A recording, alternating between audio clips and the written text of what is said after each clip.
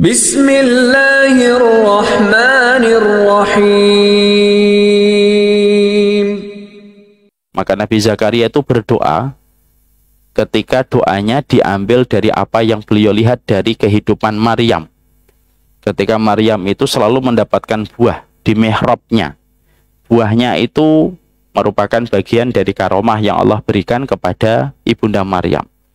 Buah yang didapatkan Maryam di mihrab itu selalu unik.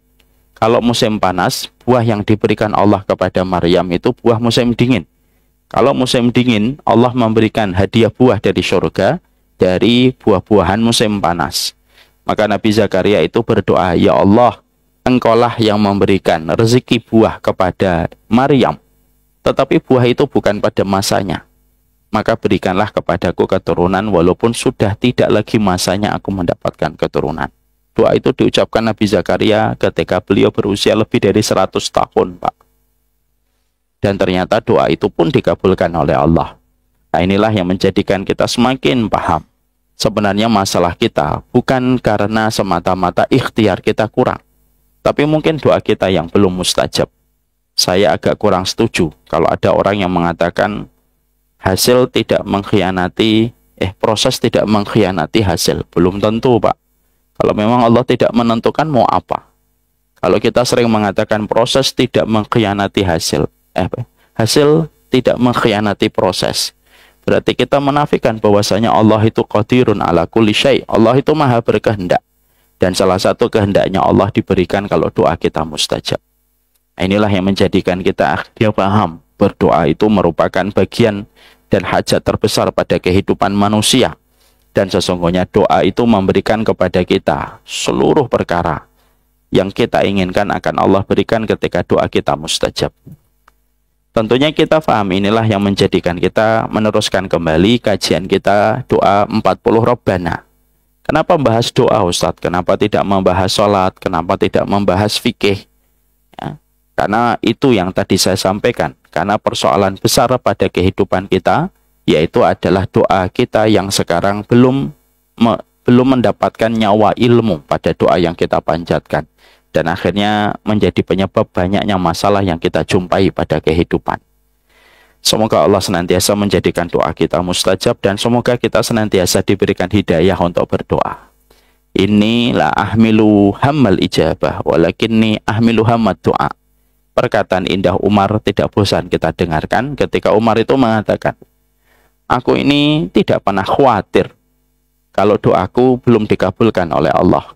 Tapi aku khawatir kalau aku tidak lagi mendapatkan hidayah untuk senantiasa berdoa dan meminta kepada Allah." Berdoa, karena berdoa itu ibadah. Maka meminta apa saja yang merupakan bagian dari doa itu dicatat oleh Allah merupakan bagian dari ibadah. Berdoalah, karena sesungguhnya doa, kalaupun Allah tidak kabulkan segera, instan, sesuai dengan apa yang kita minta, akan dicatat oleh Allah menjadi pahala-pahala yang Allah kumpulkan di dalam pundi kebaikan yang kita petik pada kehidupan di akhirat. Makanya ada satu riwayat, manusia di pengadilan Allah mendapatkan tambahan pundi pahala. Dia berkata, "Dari mana pundi pahala ini ya Allah?" Lalu Allah berfirman, "Ini adalah doa-doa yang kamu panjatkan ketika di dunia. Aku tidak kabulkan segera untuk kamu di dunia. Aku tahan untuk di akhirat. Yudakhiruha fi akhiratihi." Aku simpan doa-doamu di dalam kehidupan di akhirat dan akan dikembalikan sama Allah menjadi sebuah pahala untuk kita. Coba kalau nanti kita habis ngaji, kita pulang, ngelihat apapun kita berdoa kepada Allah. Kalaupun tidak terwujud, maka Allah akan yudakhiruha fi akhiratihi. Allah akan kumpulkan, Allah akan tabung, Allah investasikan menjadi kebaikan yang kita dapatkan kelak pada kehidupan di akhirat. Apakah ada ibadah yang seindah dan semudah ini?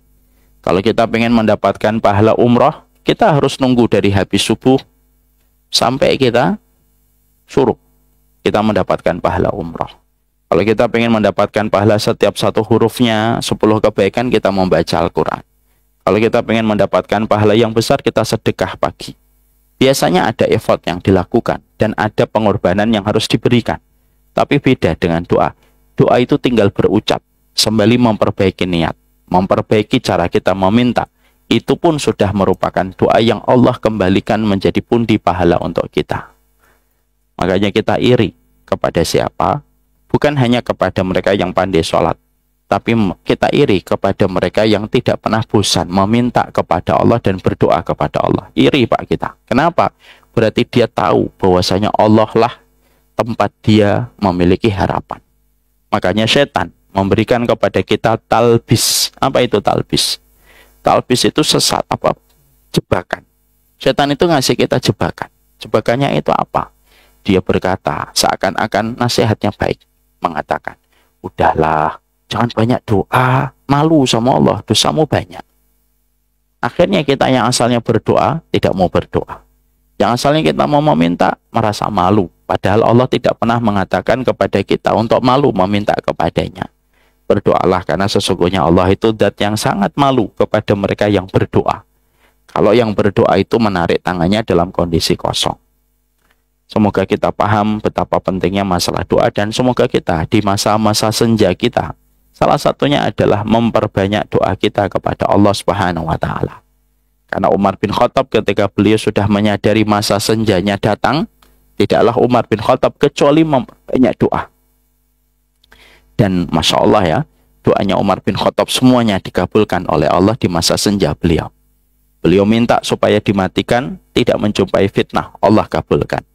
Beliau meminta supaya diwafatkan di kota Madinah, Allah kabulkan. Beliau minta supaya diwafatkan dalam kondisi mati syahid, Allah kabulkan.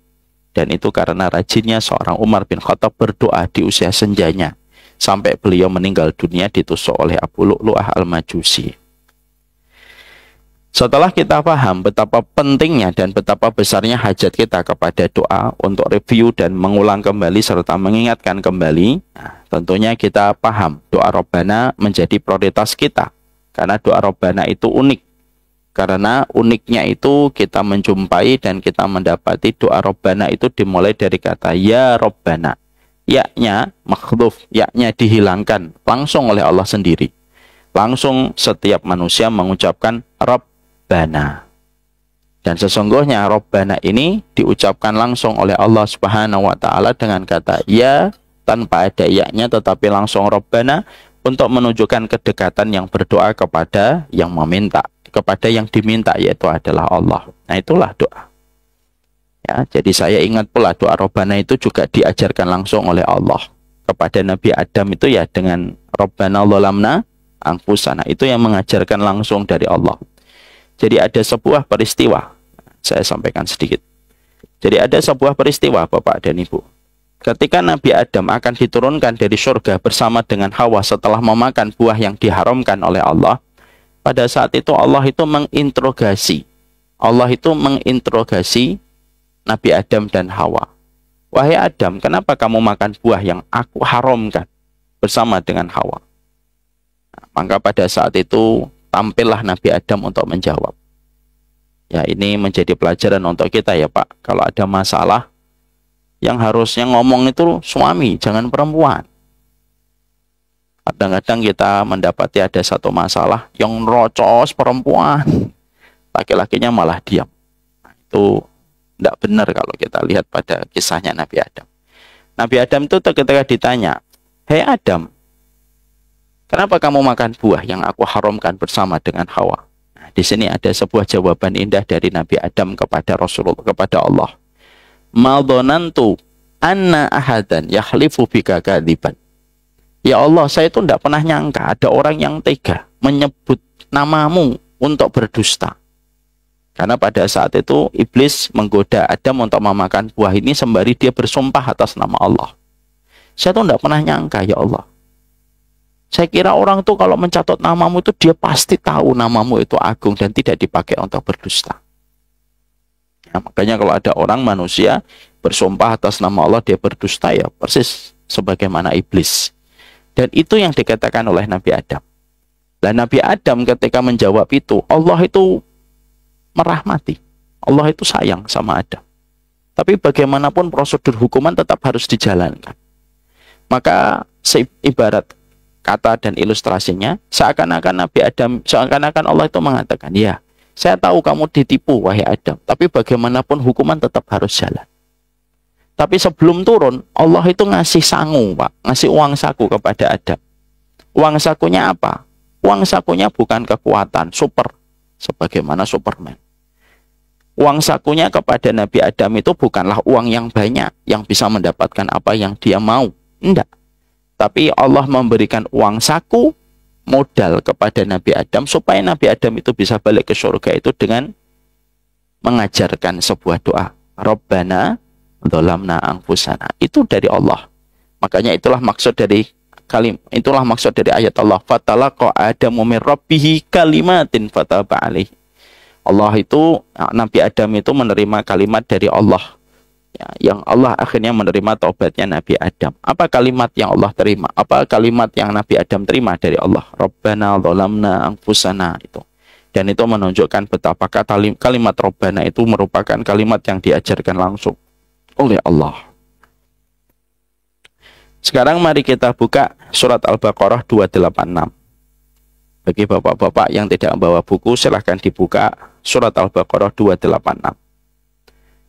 Monggo Pak Ejeri dibaca dulu.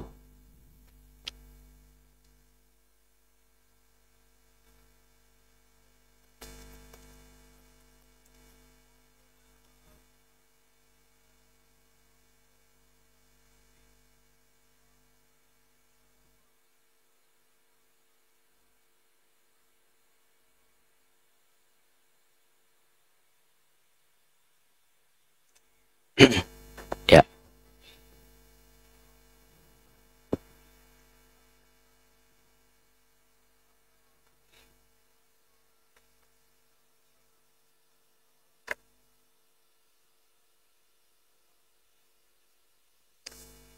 Ya. Kita akan membahas dan meneruskan pembahasan akhir dari surat Al-Baqarah 286. Satu ayat yang memiliki keutamaan besar.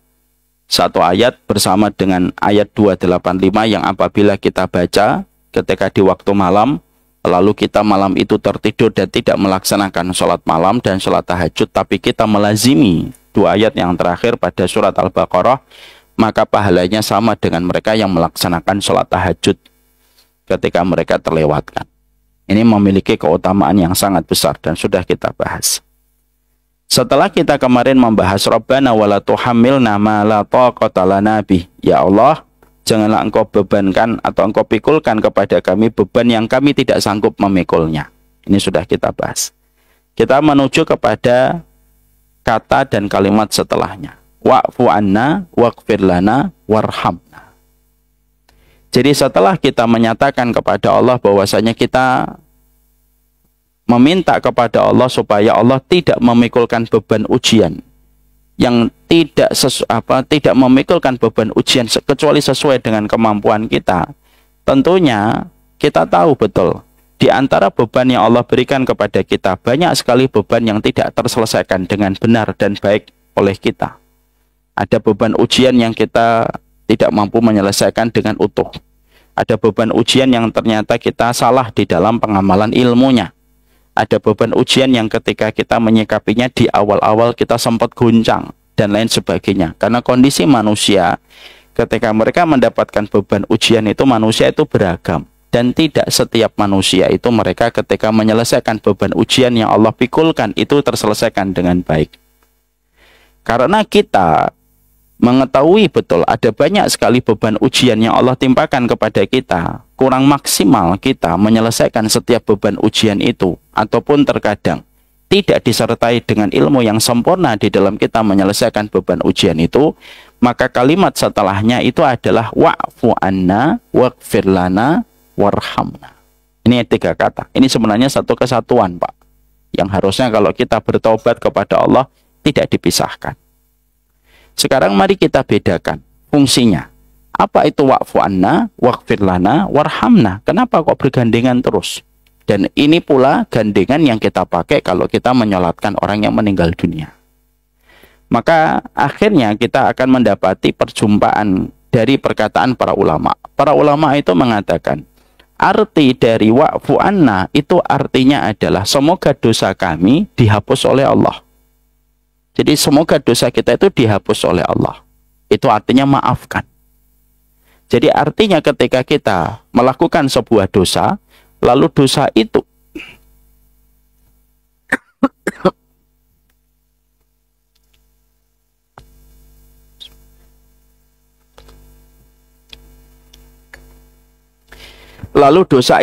kita sesali ketika kita merasa ada banyak yang kurang sempurna pada kehidupan kita.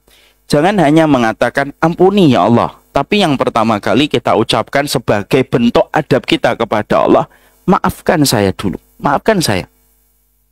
Ya, maafkan saya itu artinya adalah dihapus dosa-dosa kita dan kemaksiatan yang hitam, yang meninggalkan bekas di jejak permukaan hati kita itu, kita minta kepada Allah supaya kita itu dihapuskan catatan hitam itu. Supaya hati kita yang asalnya di permukaannya ada titik-titik noda hitam karena dosa yang kita lakukan, kalau kita dimaafkan oleh Allah, hitamnya titik di permukaan hati kita diganti oleh Allah yang putih. Karena putihnya hati itu kita perlukan supaya kita cepat merasakan nikmatnya ibadah. Yang menjadikan kita gagal merasakan nikmatnya ibadah itu bukan karena ibadah itu tidak memberi nikmat, tapi hati kita yang sakit karena banyaknya noda hitam. Teh itu nikmat, Pak, bagi yang suka teh. Tapi kapan teh ini tidak nikmat bagi pecintanya? Kalau kita dalam kondisi sakit. Nasi uduk, menu pagi ini apa? Nasi uduk ya Pak Hari. Atau soto. Soto itu nikmat, tapi bagi yang sehat. Bagi yang tidak sehat, tidak terasa nikmat. Maka sesungguhnya kapan hilangnya kenikmatan dalam ibadah itu? Dikatakan oleh para ulama salaf, nikmatnya ibadah itu hilang ketika kita melakukan kemaksiatan. Kemaksiatan menimbulkan dampak adanya titik hitam di permukaan hati. Titik hitam itu yang mempengaruhi syaraf untuk bisa menerima respon kenikmatan atas ibadah yang dikerjakan. Karena ibadah itu dahsyat, Pak. Berdampaknya pada kehidupan kita, karena yang menyulitkan kita itu ya dosa itu. Hidup itu gampang, Pak, tapi yang menyulitkan kita itu ya dosa dan kemaksiatan. Laki-laki dan perempuan rukun, tiba-tiba dia selingkuh berzina dengan perempuan lain. Apa yang terjadi? Sulit dia menemui istrinya, sulit menemui anak-anaknya. Tapi kesulitan yang dia dapatkan bukan karena Allah yang menyulitkan, dia sendiri dosanya yang menyulitkan. Ada orang hidup tenang, diberikan oleh Allah sesuai dengan takaran yang terbaik. Dia lalu tidak sabar, mengambil riba, dan akhirnya malamnya tidak bisa tidur nyenyak ketika harus memikirkan hutang. Yang membuat hidup susah itu, yang membuat hidup itu sulit dan susah itu dosa kita, kata para ulama. Makanya akhirnya dosa itu yang akhirnya membuat kesulitan demi kesulitan itu terjadi dan menimpa pada kehidupan kita. Hitamnya dosa itu berdampak sampai kepada seluruh kehidupan kita, kan Pak. Imam Ibnu Qayyim itu mengatakan kalimat yang bagus sekali, Pak, untuk menjadi perenungan kita sebelum kita melakukan dosa. Terlebih dosa yang dilakukan di masa tua itu menunjukkan berarti kita tidak mengenal Allah. Ketika semakin tua, semakin rajin kita masih melakukan dosa. Imam Ibnu Qayyim itu berkata, dampak dari dosa itu sampai batu yang putih ketika diturunkan oleh Allah dari surga pun bisa terkena dampak hitam dari perbuatan dosa yang dilakukan manusia. Dan itu Hajar Aswad. Bagi kita yang pernah melihat gambar dan image dari Hajar Aswad, hitam, Pak. Tapi sebenarnya batu itu ketika pertama kali diturunkan, kata Rasulullah, ya, batu itu putih, Pak. Tapi terus menjadi hitam karena dosa yang dilakukan manusia. Jadi dosa yang dilakukan manusia itu seibaratnya karambol, Pak. Dia kena tek, lalu mantul lagi kemana-mana dia, dosa itu. Dan akhirnya merusak seluruh sendi pada kehidupan kita adalah dosa yang dilakukan manusia. Hitamnya, apa putihnya batu dari surga. Itu pun terkena dampak dari kemaksiatan dan dosa yang dilakukan manusia. Maaf ya, bukan berarti yang hitam itu banyak dosa. Jangan gitu. Jadi ini menunjukkan kepada kita bahwasanya Imam Ibnu Qayyim itu mengatakan dosa itu merusak semua kebaikan dan kemudahan di dalam kehidupan manusia. Tingginya manusia yang asalnya 60 hasta pun diturunkan oleh Allah disebabkan karena dosa. Makanya akhirnya ketika kita menjumpai berbagai macam efek dari dosa itu membuat titik-titik hitam di permukaan hati kita. Dan titik hitam itu yang membuat syaraf, nikmatnya hati menikmati ibadah itu menjadi hilang. Maka ketika kita mengucapkan wa'fu anna, itu artinya maafkan ya Allah, supaya dosa yang tadi hitam meninggalkan jejak di hati kita diganti oleh Allah menjadi putih. Ya, makanya kita kalau kita memahami dan mentadaburi ketika membaca iftitah, Allahumma ba'id baini wa baina khotoyaya kama ba'ata bainal masyriqi wal maghrib. Terus kita meminta kepada Allah, jauhkanlah kami dari dosa sebagaimana Engkau menjauhkan antara timur dan barat, sebagaimana Engkau membersihkan pakaian putih dari kotorannya. Itulah kata wa'fu anna itu di situ. Allah membuat sebuah perumpamaan yang gamblang. Dan itu tergambar pada doa iftitah.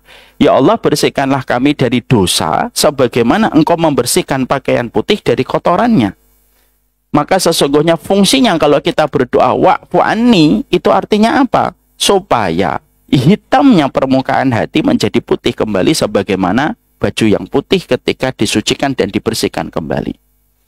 Makanya kita membaca di dalam dzikir ketika pertengahan Ramadan apa? Allahumma innaka afuwun tuhibbul afwa fa'fu anni. Kenapa kita membaca itu? Karena tidak ada satu bulan yang paling banyak Allah membebaskan manusia dari api neraka kecuali bulan Ramadan, dan yang kedua bulan Dzulhijjah. Jadi wa'fu anna itu yaitu maafkan kami supaya hati kita yang hitam kembali putih, Pak. Seiring kita jujur meminta kepada Allah supaya Allah itu memaafkan kita dan hitamnya, titik permukaan hitam itu menjadi putih, Allah seiring kita meminta maaf kepadanya, seiring itu pula Allah mengembalikan nikmatnya kita. Bapak lagi bertengkar, saya bertengkar dengan Pak Heri misalkan, A'udzubillahi min dzalik, contoh. Itu kan menjadikan akhirnya suasana tidak nyaman. Saya masuk masjid ketemu Pak Heri ngambil soft kanan, saya ngambil soft kiri. Ya, beliau ngambil soft tengah, saya ngambil soft kiri. Dia di kamar mandi, saya pura-pura muter, Pak, misalkan. Karena apa? Kondisi ketika kita punya salah itu membuat tidak nyaman. Tapi kalau kita jujur datang kepada Pak Hari meminta maaf ya Pak Hari. Pak Hari tersenyum. Ana maafkan Ustaz. Maka kondisinya itu apa? Nikmat kembali, Pak.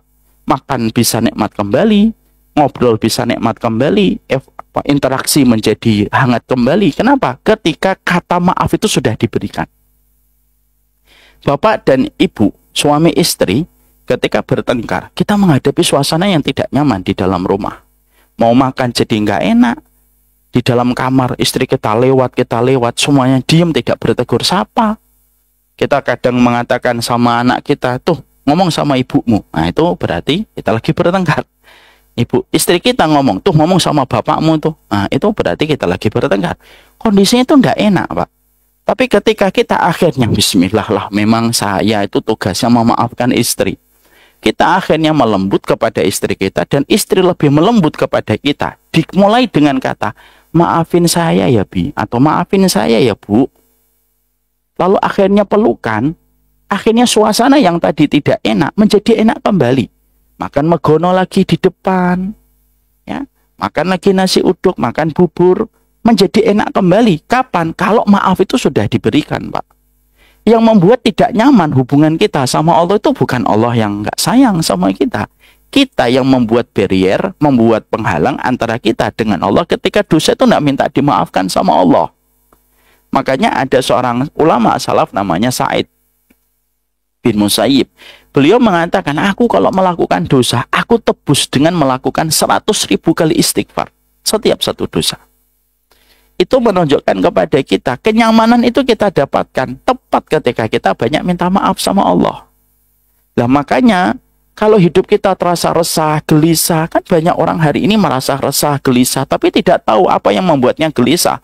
Mobil sudah ada, rumah sudah ada, tanah sudah ada, rumah kedua, ketiga pun sudah ada. Tapi kenapa kok malam gelisah, melakukan aktivitas kemerungsung, kata orang Jawa. Dalam kondisi penuh rasa khawatir, kegelisahannya tidak bisa untuk dijelaskan dengan kata-kata. Mungkin kegelisahan demi kegelisahan yang kita peroleh dan kita dapatkan simple kok. Antara kita dengan Allah ada salah. Lah salahnya ini kita nggak minta maaf. Ya kondisinya nggak akan enak. Hidup juga nggak akan enak. Coba deh, ambil perumpamaan suami istri, ada salah, nggak minta maaf, nggak enak di rumah. Mau ngapa-ngapain nggak enak. Mau buka handphone nggak enak, mau mandi juga nggak enak, mau ngapain-ngapain nggak enak. Dan suasana itu akan cair secair-cairnya dengan sebuah kata sederhana. Minta maaf ya. Betul nggak Pak Hari? Tuh, beliau aja ngerasain tuh. Kalau sudah minta maaf ya Ma, manggilnya apa istri Pak? Mama, ya kan? Minta maaf ya Ma. Lalu istri kita dibuat lembut dengan kata-kata lembut suaminya. Iya, maafin juga ya Pak. Selesai Pak, semuanya jadi nikmat. Lah perumpamaannya itu segampang itu sebenarnya. Makanya akhirnya ketika kita berdoa, Rabbana wala tuhamilna ma la taqata lana bi wa'fu anna. Maafkan ya Allah kalau ada yang nggak beres. Supaya nyaman itu kita rasakan dalam perjalanan kita menuju kepada Allah. Para ulama salaf itu mengatakan begini Pak, yang termasuk musibah. Termasuk musibah itu apa? Kamu bertambah umur tetapi bertambah umur tapi bertambah gelisahmu. Padahal kamu akan berjumpa dengan Allah. Pak Hari umurnya berapa? 49. Pak Ujang berapa Pak Ujang? 57. Masya Allah. Kaget saya. Kayak 56 antum. Maka 57 berarti perjalanannya Pak Ujang itu sudah 57 tahun menuju kepada Allah. Perjalanannya Pak Hari 49 tahun menuju kepada Allah. Kan semakin dekat waktu pulang itu kan semakin harusnya kita tenang Pak. Kalau ada waktu pulang kok nggak tenang pasti ada apa Pak? Kan ada salah. Contoh kita kalau pulang waktu SD, masih ingat waktu SD Pak? Waktu SD itu kalau diberitahu bisik-bisik sama kakak kelas, kita lagi ada rapat. Senang atau tidak senang? Senang Pak. Jam 9 saya pulang. Ditungguin itu jam 8.55, bentar lagi 5 menit lagi.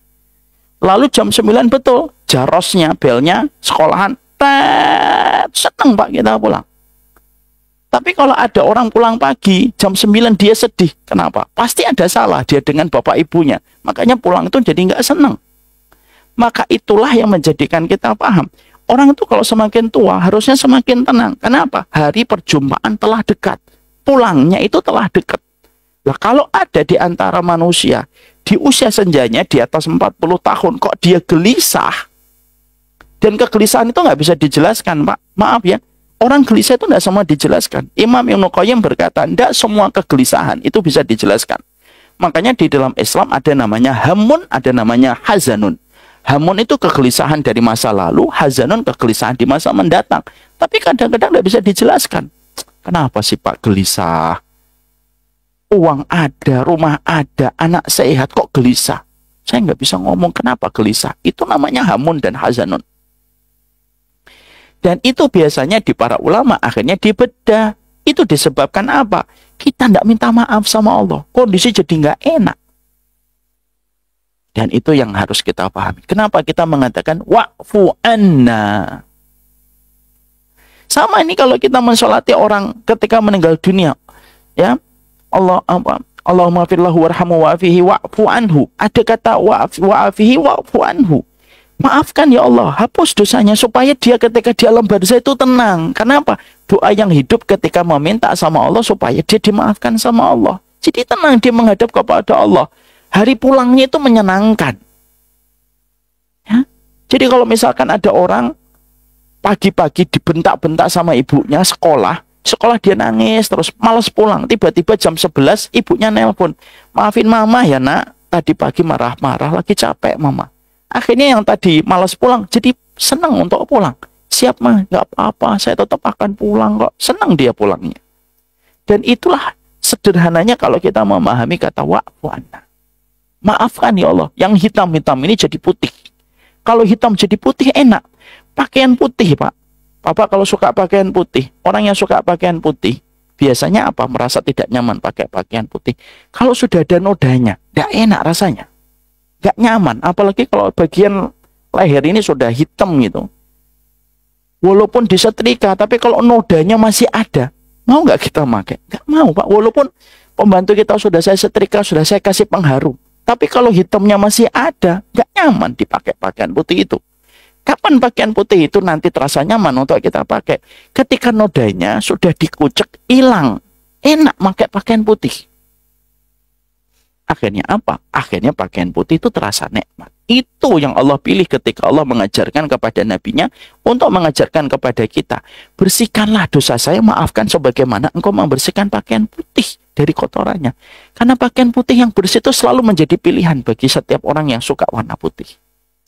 Mobil putih itu nggak enak Pak, kalau sudah ada nodanya Pak. Nggak usah mobil Pak, nggak usah pakaian. Mobil aja kalau kotor kita nggak nyaman kok. Kita rela bawa ke tempat cucian, 1 jam kita nungguin, antri pun kita jabanin. Kenapa? Karena nggak nyaman. Naik mobil, di situ ada sampah, ada sampah, ada sampah. Terus di luarnya bodinya kotor. Nggak nyaman, Pak. Karena Allah itu sudah memberikan kita contoh. Kamu rumahnya kotor, nggak nyaman. Kamu punya salah, nggak nyaman. Pakaian putihmu ada noda, kamu nggak nyaman. Sebagaimana itu pula yang harus kita tumbuhkan. Dosa itu harusnya tidak membuat nyaman. Makanya kita berhajat kepada ampunan. Makanya kita mengatakan wa'fu anna. Sampai di sini kita paham ya. Jadi arti wa'fu anna itu apa? Maafkan, dihapus. Terus waghfir lana. Lah waghfir lana itu apa Ustaz? Waghfir lana itu begini Pak. Waghfir lana itu karena dosa itu selalu ada konsekuensinya, Pak.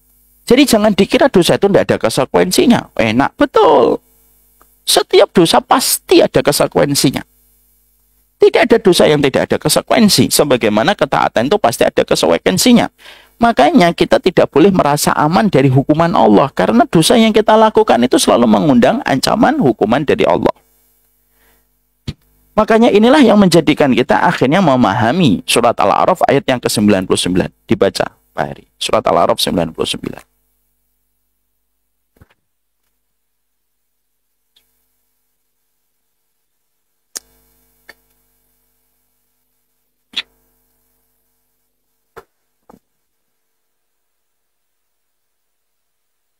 Al-A'raf 99.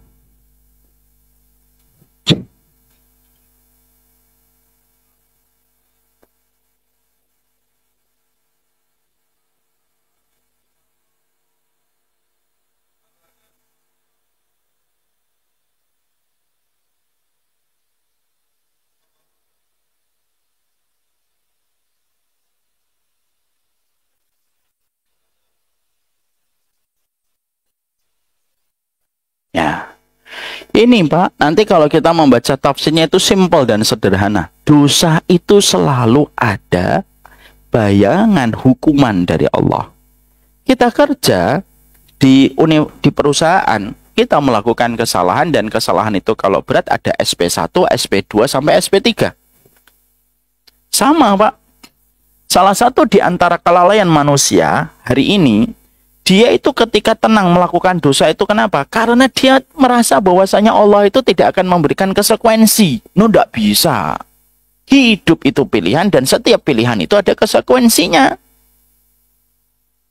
Ya kalau kamu zina dengan perempuan lain, naudzubillah min dzalik, kamu dicabut nikmatnya dari pasangan yang halal. Dijauhkan hatimu dari hati anakmu.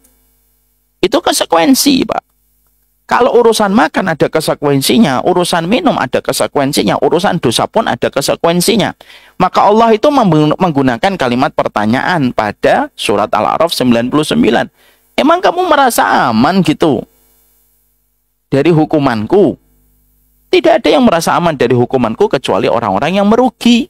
Artinya, dosa itu ada ancaman hukuman, Pak. Apapun itu. Kita merendahkan orang lain, ada hukumannya, Pak. Saya sudah pernah menyampaikan di sini kan kisahnya seorang ulama besar Abdullah bin Sirin, Pak. Gara-gara ngebully. Masih ingat saya sampaikan Abdullah bin Sirin ulama besar. Gara-gara dia ngebully seorang anak muda yang banyak hutang. Lalu dia itu ngebully dengan perkataan, ya gharim, orang yang banyak utang. Lu perkataan itu sudah diucapkan puluhan tahun, Pak. Ketika Muhammad bin Sirin masih muda. Muhammad bin Sirin itu akhirnya merasakan dampak dari ucapan itu ketika tua. Dia terlilit utang, dijebloskan ke penjara. Dan ketika dijebloskan ke penjara, namanya ulama mengevaluasi. Kenapa kok saya dijebloskan ke penjara itu gara-gara utang? Biasanya kan dimasukkan penjara karena membela kebenaran gitu. Kayak Imam Ahmad dan lain sebagainya. Imam Ahmad dipenjara karena membela kebenaran Quran. Lah Ibnu Sirin itu dipenjara karena nggak bisa bayar utang. Diploskan penjara. Mikir kenapa ya? Oh ya Allah, saya dulu pernah ngomong kepada anak muda yang gharim, gara-gara omongan itu naik ke langit dan akhirnya menimpa kepada saya. Kesulitan yang saya peroleh di masa senja saya. Itulah yang namanya makar Pak Allah, Pak. Kenapa? Makar Allah itu menyertai siapapun yang berbuat jahat dan siapapun yang berbuat dosa. Allah itu maha adil, dan salah satu konsekuensi dari maha adilnya Allah, tidak ada satu perbuatan kecuali Allah melahirkan konsekuensi. Kalau kamu berbuat taat, aku balas. Kalau kamu berbuat dosa, ya kamu harus siap dengan ancaman. Lah, apa hubungannya surat Al-A'raf 99 dengan wa'fu anna waghfir lana? Kita itu minta, ya Allah, maafkan saya, ampuni. Ampuni itu apa? Supaya kita tidak mendapatkan hukuman. Kalau dalam bahasa pidana, kita mendapatkan grasi. Atau kita mendapatkan amnesti atau apapun lah nama hukum pidananya. Itu ada, Pak. Kenapa hukuman 20 tahun bisa turun menjadi 10 tahun dijalani? Karena dia mendapatkan grasi. Dia mendapatkan amnesti. Dalam kasus pidana, kita mengenal grasi dan amnesti. Dalam hitungan pidananya, manusia di hadapan Allah, itu ada grasinya. Grasinya itu gimana? Kalau kita diampuni oleh Allah. Makanya kita meminta kepada Allah, waghfir lana, ampuni ya Allah, supaya dosa-dosa yang telah aku lakukan tidak berdampak pada kesulitan-kesulitan yang aku jumpai di masa mendatang. Entah besok, entah lusa, entah masa mendatang. Jadi fungsinya waghfir lana itu apa? Supaya kita tidak perlu merasakan pahitnya balasan adab dari Allah, gara-gara kita menggampangkan dosa itu, Pak. Makanya akhirnya orang yang sering meminta pertolongan sama Allah itu diberikan oleh Allah kemudahan. Makanya betul kata Rasulullah, man aksara minal istighfar ja'alallah min kulli dikin haraja. Tidaklah orang yang memperbanyak dia minta ampun sama Allah kecuali yang sempit dilapangkan oleh Allah. Kan gitu. Di penjara sempit lalu mendapatkan grasi, lapang Pak keluar dari penjara. Dan itu fungsinya waghfir lana. Ampuni kami ya Allah, maafkan kami, ampuni kami. Terus yang ketiga yaitu adalah warhamna. Itu satu kesatuan itu. Wa'fu anna, waghfir lana, warhamna. Warhamna itu rahmati kami. Rahmati itu artinya apa ya Allah? Artinya itu gini. Setelah kita meminta maaf, dihapuskan grasinya, lalu timbulnya rasa rahmat orang yang menghukum kepada orang yang dihukum, itu namanya rahmat. Warhamna itu namanya. Makanya akhirnya kalau betul-betul kita dimaafkan oleh Allah, diampuni oleh Allah, dan dirahmati oleh Allah, dosa kita pun dijadikan oleh Allah menjadi kebaikan. Mari kita buka di dalam surat Al-Furqan ayat 70. Coba dibaca Pak Ujang gantian. Surat yang ke-25. Surat Al-Furqan.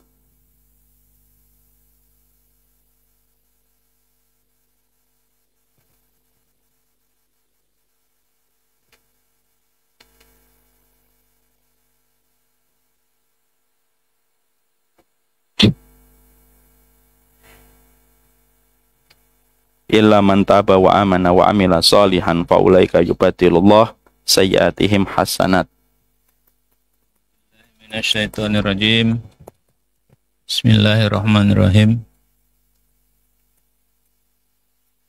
Illa man taba wa amana wa amila amalan salihan fa ulaika yubadilullahu sayyiatihim. Iya, betul. Iya kan? Faulaika yubadilullahu sayyiatihim hasanat wa kana Allahu ghafurur rahima. Ghafurur rahim. Wa kana Allahu ghafurur rahima. Artinya? Artinya kecuali orang-orang yang bertobat dan beriman dan mengerjakan kebajikan. Pelan-pelan, Pak Ujang. Pelan-pelan. Ingat umurnya 57, pelan-pelan.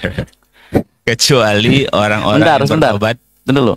Illa man taba. Kecuali orang bertobat. Berarti orang bertobat itu pelaku dosa. Betul, pelaku dosa. Terus kalau tobatnya Dia illa man taba, kecuali orang tobat. Lalu dia beriman. Lanjutkan pelan-pelan. Kecuali orang yang bertobat dan beriman dan mengerjakan kebajikan. Ya, mengerjakan kebaikan. Setelah dia bertobat, dia beriman sama Allah yang Maha Pengampun, artinya tidak sama sekali ragu Allah mengampuni dirinya. Lalu dia beramal solih, mengganti keburukan dengan kebaikan. Lalu Maka faulaika, kejahatan mereka diganti Allah dengan kebaikan. faulaika yubatilullah sayyiatihim hasanatin. Ini nanti artinya rahmat, Pak. Bapak bisa bayangkan, ada orang makan riba banyak sampai miliaran, setelah itu tobat. Dia bertobat. Betul-betul dia bertobat. Lalu dia melakukan kebaikan. Maka catatan ribanya yang miliaran itu diganti oleh Allah menjadi pahala sebagaimana pahala sedekah. Itu namanya rahmat, Pak. Ada fulan berzina, lalu dia bertobat. Lalu kalau dia bertobat, lalu Allah terima tobatnya dan masukkan dia ke surga karena tobatnya dari zina, Pak. Padahal maaf, belum tentu orang yang tidak berzina belum tentu masuk surga. Ada orang kayak Ma'is bin Malik, dia berzina. Quran masih turun. Sudah berzina, Quran masih turun, hidup pada zaman Rasulullah, dia berzina, Pak. Masih berzina, Quran masih turun, Nabi masih hidup. Tapi setelah itu dia bertobat. Lalu ketika meninggal dunia, kata Rasulullah, dia mendapatkan surga, dan kalau diberikan izin memberi syafaat, dia bisa memberi syafaat kepada seluruh penduduk Madinah. Itu namanya rahmat. Apa itu rahmat? Dosamu akan diganti oleh Allah, dikonversi menjadi kebaikan kayak sampah yang dikonversi dan diolah menjadi produk yang bisa dijual dan komoditi yang bisa dijual. Itu, Pak. Artinya rahmat itu apa, Ustaz? Artinya rahmat itu kayak mesin yang ada di tempat pembuangan sampah yang mengubah sampah menjadi komoditi. Itu nanti artinya rahmat. Belum tentu orang yang melakukan dosa langsung mendapatkan rahmat. Ada yang cuma dimaafkan sama Allah. Ada yang dimaafkan dan diampuni oleh Allah. Ada yang pula yang dimaafkan, diampuni dan mendapatkan rahmat. Itu namanya rahmat, dan rahmat itu mahal sekali harganya, Pak. Ada saya kemarin mendengar di sosial media, ada seorang Australia atau di Inggris gitu. Dia itu kerja di Toshiba besar, Pak. Lah, beberapa teman-teman karyawan di Toshiba itu tuh Muslim. Qadarullah dia nggak punya keluarga. Tapi dia ngelihat amalan dan aktivitasnya Muslim itu, akhirnya dia jatuh hati sama Muslim. Akhirnya masuk Islam. Belum sampai 24 jam, malamnya kena serangan jantung, meninggal dunia. Padahal Islamnya baru tadi pagi. Itu rahmat, Pak, namanya. Paham di sini, Pak? Jadi kalau udah dapat rahmat tuh gede banget. Makanya ditaruh paling belakang.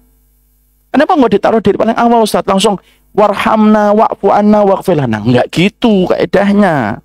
Maafkan dulu, ampuni dulu, baru rahmat. Rahmat ini paling gede, Pak. Bapak ingat dulu pernah megang perempuan dengan tanpa hak gitu ya, sebelum pernikahan.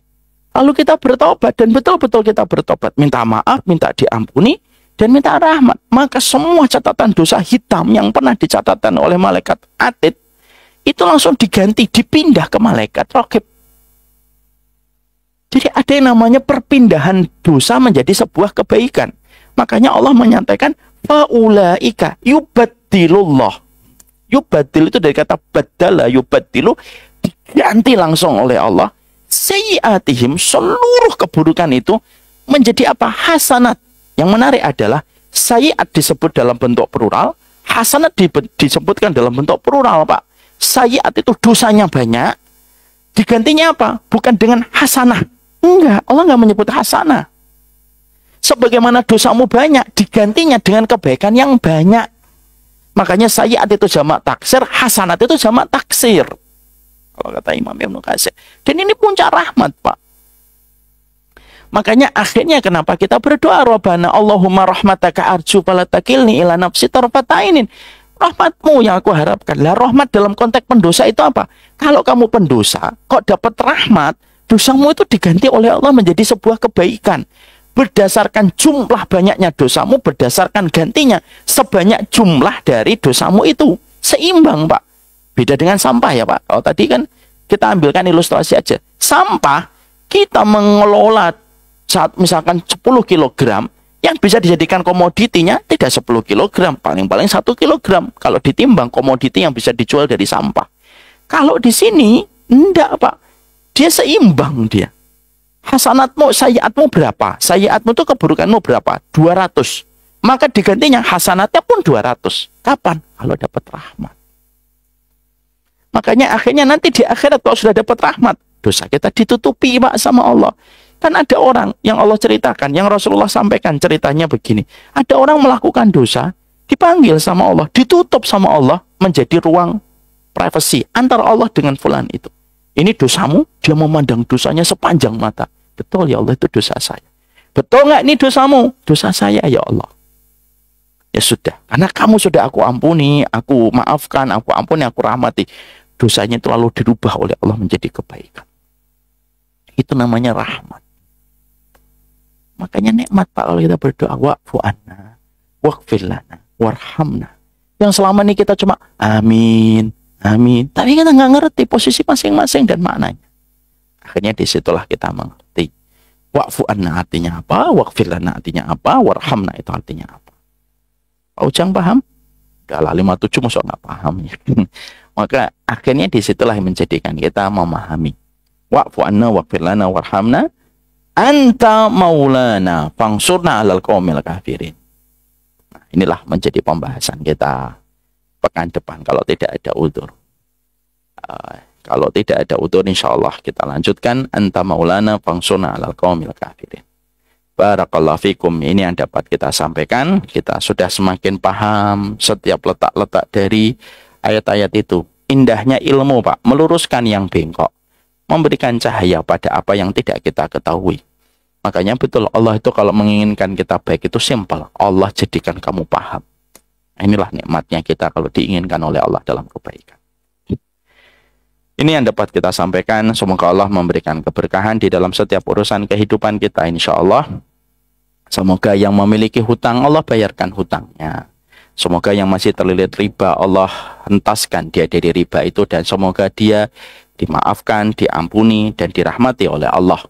Bagi yang belum memiliki keturunan, semoga Allah memberikan kepadanya keturunan. Bagi yang belum memiliki jodoh, semoga Allah dekatkan jodohnya dan Allah nikahkan. Jangan hanya dekatkan, kalau dekat itu belum tentu berjodoh. Semoga Allah dekatkan dan Allah nikahkan dengan seseorang yang baik dan tepat. Dan semoga Allah merahmati kita dan semoga pertemuan indah setiap pagi semacam ini akan menjadi sebuah perjumpaan kita di atas dipan di surga kelak. Amin insyaallah. Ini yang dapat saya sampaikan. Tidak ada pertanyaan? Ada pertanyaan? Oke, silakan.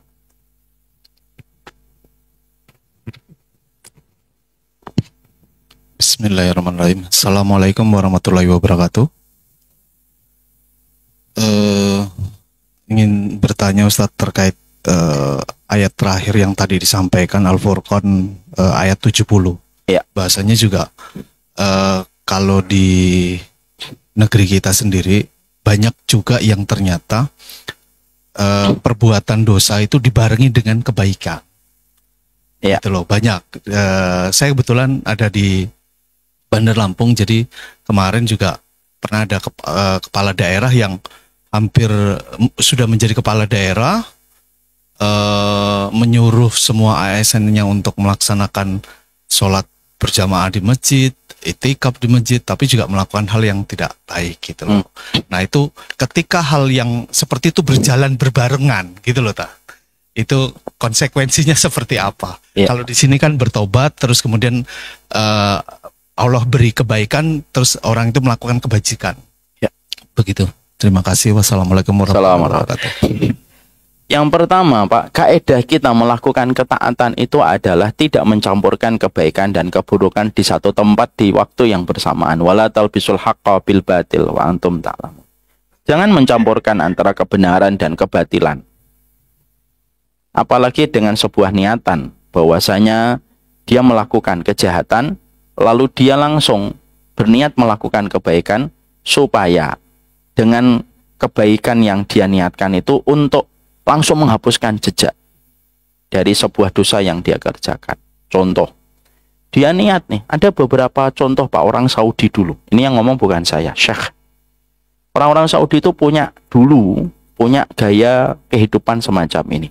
Mereka pelesir ke seluruh dunia. Ke Indonesia, ke Jerman, kemana-mana. Dengan melakukan hal-hal yang tidak terduga. Dengan melakukan hal yang melampaui batas. Tapi setiap mereka balik ke Saudi, mereka mampir dulu ke Madinah. Mereka mampir dulu untuk ke Raudhah. Setelah itu dia umroh. Dia berikan waktu 3 hari. Dengan mengatakan dan berniat untuk menghapuskan dosa. Yang dosa itu sudah diniatkan juga. Nah, ini nggak boleh. Nggak boleh. Orang akan berzina. Ada Pak, ini naudzubillahi min dzalik. Tapi ada seorang ustaz cerita ke saya. Semoga kita terhindar dan kita bukan mengolok-olok dosa ya. Kita ngambil pelajaran. Ada seorang ustaz yang datang kepada saya.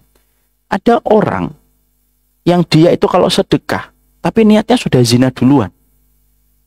Jadi dia sedekah 200 juta, 300 juta. Tapi sebelum sedekah itu diberikan, dia zina dulu. Dia booking perempuan. Nanti setelah booking perempuan, bayar perempuan itu, naudzubillahi min dzalik.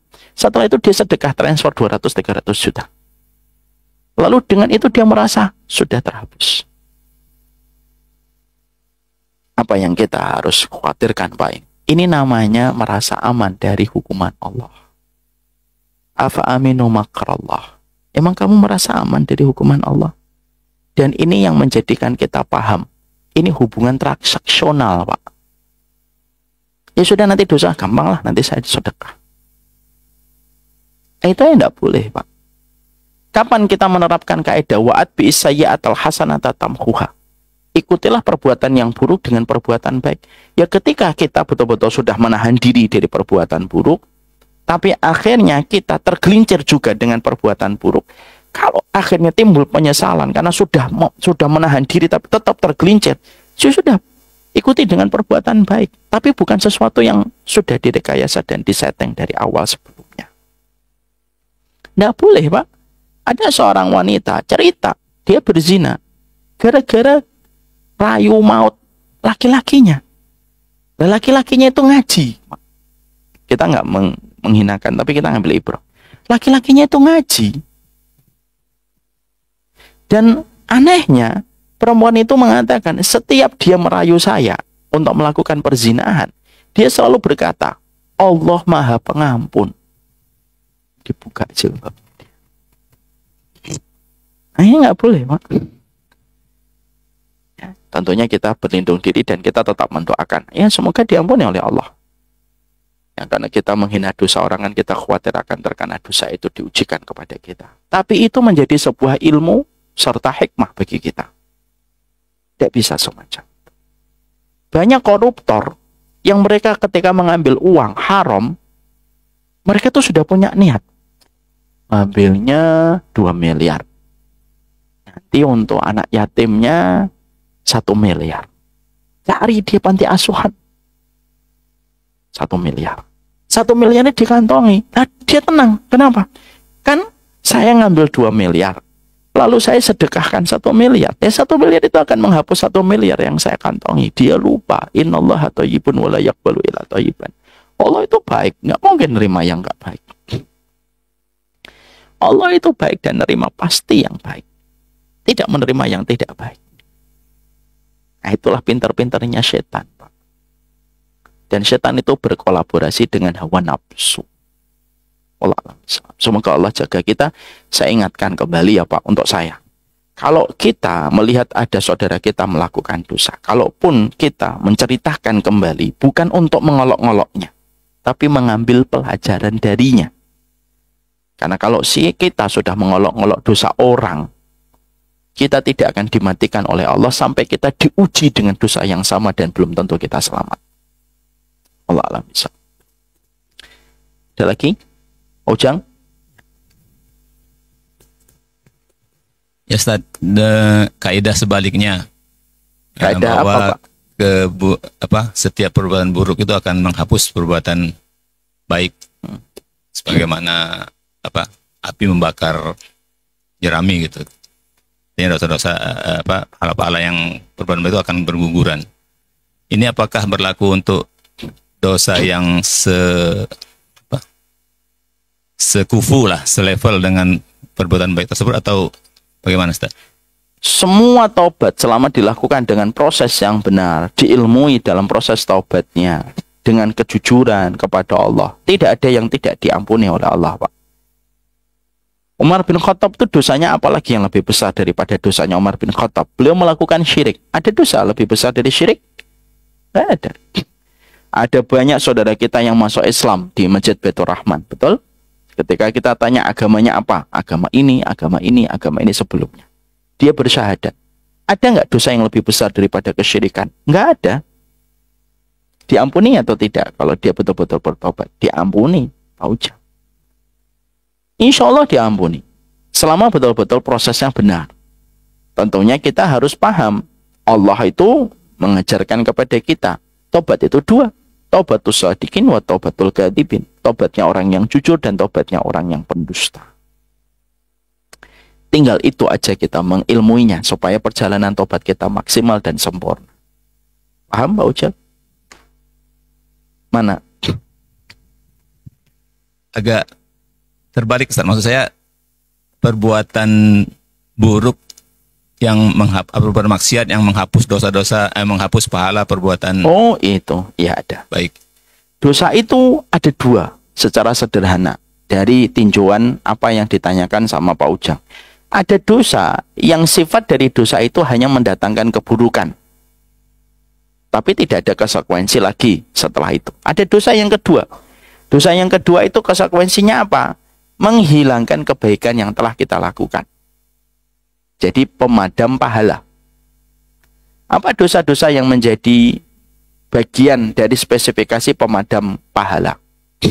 Satu, kayak meninggalkan sholat asar. Meninggalkan sholat asar itu berbeda dengan ninggalin sholat duhur. Sama-sama dosa besar. Tapi kalau meninggalkan sholat asar, plus ada tambahannya. Man taraka sholatal asar faqad habita amaluhu. Orang yang meninggalkan sholat asar itu bukan hanya dosa besar, tapi seluruh amal kebaikannya pada hari itu dihapus sama Allah. Tapi maaf ya, jangan sampai nanti Bapak kalau ada yang sudah ketinggalan sholat asar, ya sudahlah maghrib isya sekalian, enggak dihapus ini. Maka itu termasuk salah satu dosa yang mendatangkan pemadam ketaatan. Yang kedua, yang termasuk di antara pemadam pahala ketaatan, yaitu orang yang mereka tidak lapang pada ridho yang pahit yang Allah berikan kepadanya. Lau anfaqta misla jabala Uhudin ma qabilallahu minka hatta tu'mina bil qadari khairu wa syarr. Kalau kamu infak satu gunung Uhud emas, misalkan Pak Ujang, Freeport itu miliknya Pak Ujang. Lalu Pak Ujang infakkan untuk Masjid Baitur Rahman dan Samila misalkan. Dah, Freeport semuanya untuk masjid. Maka Allah tidak ada hajat menerima. Allah tidak ingin menerima. Sampai orang yang berinfak itu memiliki keimanan kepada takdir, baik takdir dalam konteks yang manis ataupun dalam konteks yang pahit. Makanya mencela takdir itu buruk sekali. Mencela takdir itu buruk banget. Makanya kadang-kadang kita tidak sadar kalau ada yang bertengkar terus mencela takdir. Coba dulu saya nggak ketemu kamu. Tidak boleh gitu. Karena mencela takdir. Kalau sudah takdir pahit, terima. Jangan dicela. Karena mencela takdir yang buruk itu menghapuskan amal kebaikan kita.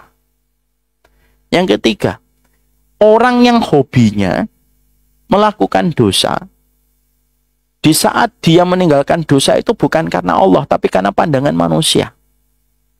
Ketika manusianya sudah hilang, orang-orangnya nggak ada, dia melakukan dosa. Itu termasuk salah satu di antara dosa yang menghapuskan amal kebaikan yang dilakukan manusia. Makanya Allah mengatakan ada orang yang nanti membawa pahala sebesar gunung Tihamah. Fayaj'alallahu haba'an mansura. Dijadikan oleh Allah seluruh amal kebaikannya itu bagaikan debu yang berterbangan. Sauban, budaknya Nabi, tanya, siapa itu ya Rasulullah? Itu adalah orang yang mereka sholat kayak kamu, puasa sama kamu, sedekah sama kayak kamu. Kecuali idza khallu bimaharimillah. Kecuali kalau mereka sudah sendirian, nggak ada orang, celingok kanan kiri nggak ada orang, intahakuha. Kalau sudah sepi, nggak ada orang, dia melanggar semua kemaksiatan dan dosa. Karena apa? Meninggalkan dosanya bukan karena takut sama Allah, tapi karena takut pandangan manusia. Itu itu termasuk salah satu dosa yang bisa menghapuskan amal kebaikan. Ada 4, 5, 6, 7 kapan-kapan kita bahas. Paham Pak Ujang? Barakallahu fiik. Pertanyaan Pak Ujang mewakili pertanyaan-pertanyaan yang lainnya. Insya Allah kita lanjutkan. Anta maulana. Artinya anta maulana itu apa? Kenapa disebut maulana? Kenapa nggak disebut anta rabbuna? Nah, itu yang akan menjadi penjelasan kita. Ini yang dapat kami sampaikan pada pertemuan hari ini. Semoga Allah memberkahi kita. Subhanakallahumma wa bihamdika. Asyhadu an la ilaha illa anta. Astaghfiruka wa atubu ilaika. Ini yang dapat saya sampaikan. Saya mohon maaf atas segala kesalahan dan kekurangan. Salam.